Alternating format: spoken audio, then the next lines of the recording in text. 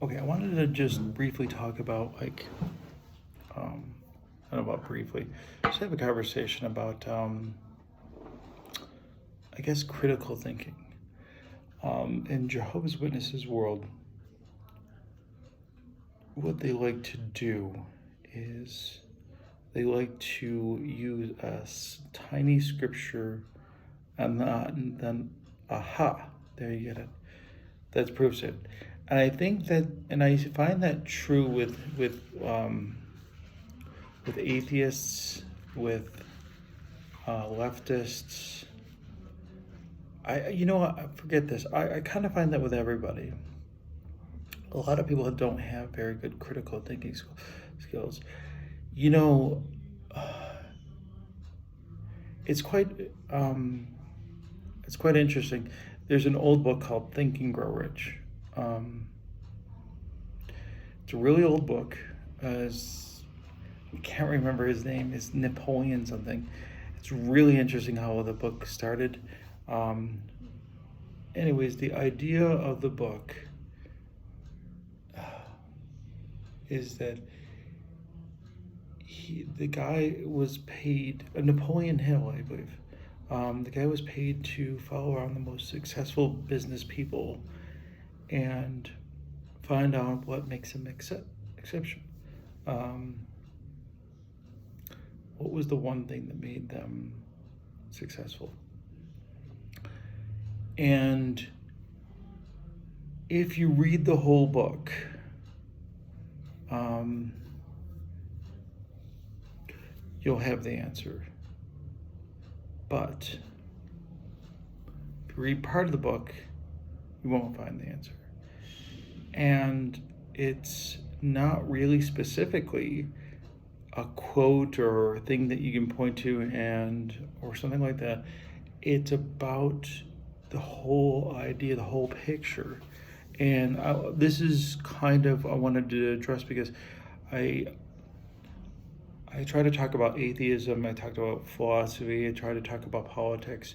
I try to talk about the Bible, and really all these things are kind of they are interrelated. Economics and people. When you talk to people nowadays, they're looking for quotes, chapter verse, things like that, rather than I can point to Adam Smith and talk about capitalism and the philosophy of what free markets are and the role of government. We can point to John Locke or I don't know, Benjamin Franklin, Thomas Jefferson, John Adams. Although I'm not really fan of John.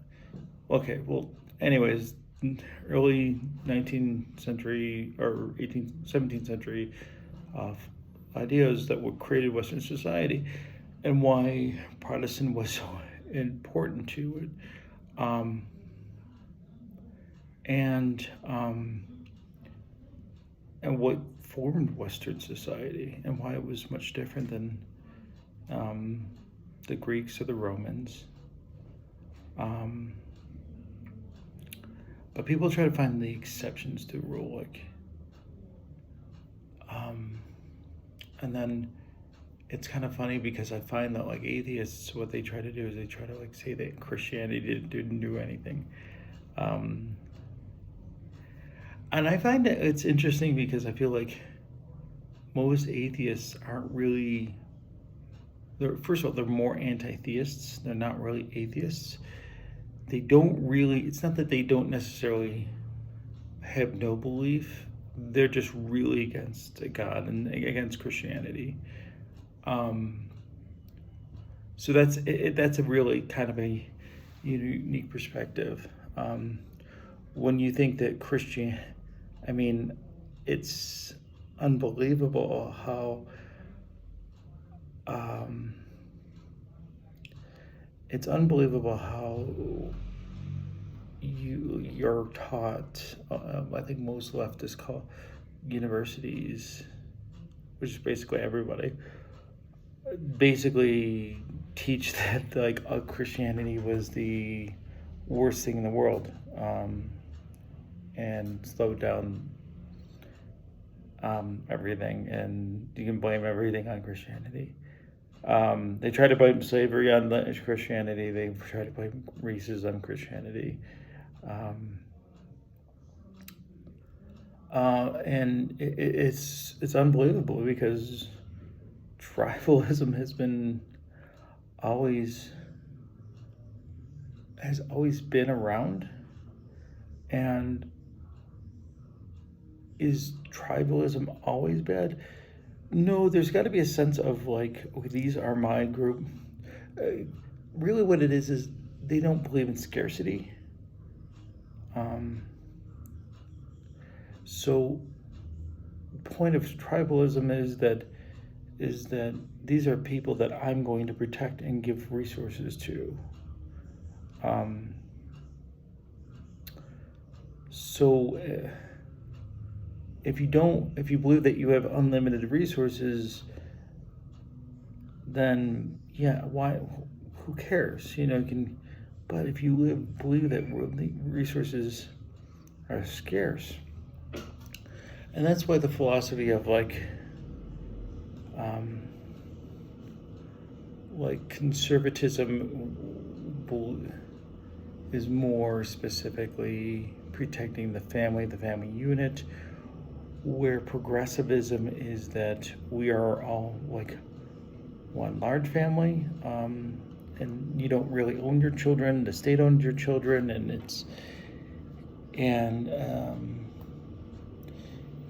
like Hillary Clinton said, it takes a village to raise a child.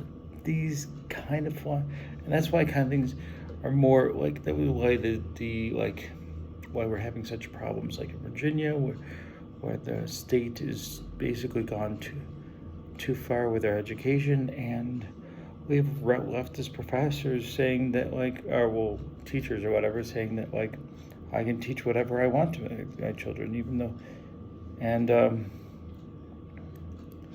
it doesn't matter what you think. So,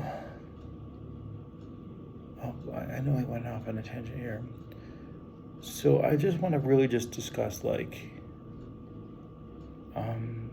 big ideas. So when I discuss these things, I don't want you to think for the exception. I want you to look for the pathway. Now, obviously, you're going to find an exception to every rule.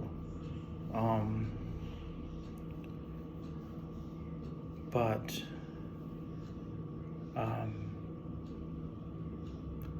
I don't want you to. I'm not looking for a exception. I'm talking about bigger ideas about philosophy. So I know this was a long one, and I thought it was going to be short. But anyways, this is what, going back to Jehovah's Witnesses only like to quote specific verses, and they don't really want to look at the context or the deeper meanings. They want to focus on, I got you.